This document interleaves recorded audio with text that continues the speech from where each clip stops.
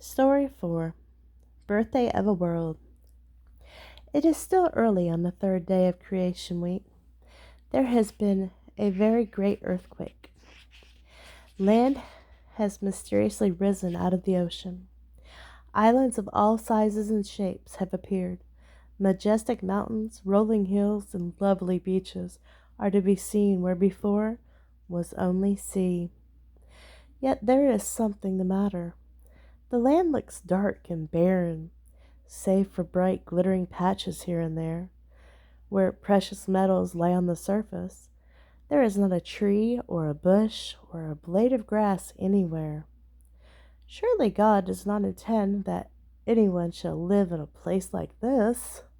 Wait a minute, it's too soon to judge. Listen, God is speaking once more. The same wonderful voice which said, "Let there be light," now commands, "Let the earth bring forth grass, the herb yielding seed, and the fruit tree yielding fruit after his kind, whose seed is in itself upon the earth." Now look, what a transformation! Look at those hills. They are barren no more. They have turned a vivid green.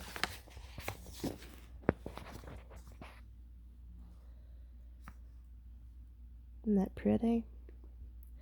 From one side to the other, they are covered with grass, bushes, trees.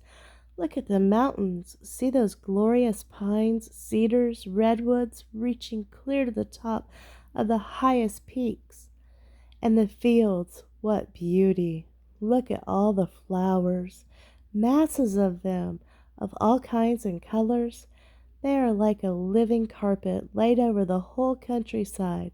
Buttercups and daisies, poppies and marigolds, bluebells and daffodils, hollyhocks and snapdragons, geraniums, delphiniums, orchids and begonias, roses and lilacs. How did God think of so many? And how marvelously He made them all, each with its own delicate design, its own special coloring and fragrance. And the earth brought forth grass, and herb yielding seed after his kind, and the tree yielding fruit, whose seed was in itself after his kind. And God saw it was good. It must have been very, very good, with God as a designer and maker of it all, and he was so pleased with it.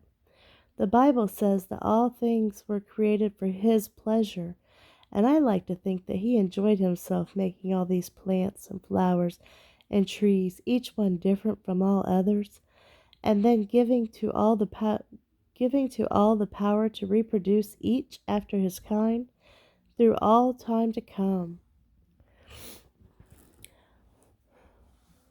God seems to have been specially interested in the trees yielding fruit, or as we would say, the fruit trees. With what care he made the apple trees, the plum trees, the pear trees, the orange trees, the lemon trees, the avocado trees, and all the rest, each with its own choice fruit.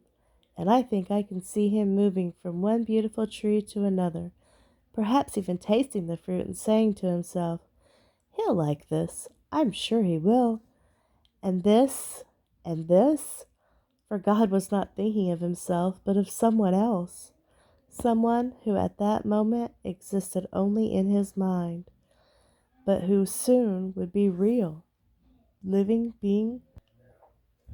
Someone to whom he was planning to give all this beauty and loveliness, all this wealth of treasure and delight, all the gold, silver, precious stones that sparkled and glittered amid the grass and the flowers, all the bountiful provisions of nuts, fruits, and grains, all the glory of this wonderful new world was for him, to make him happy, to cause him to turn with loving adoration and thankfulness to his Creator.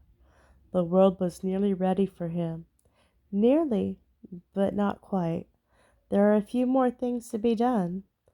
And the evening and the morning were the third day. That's the end of story 4.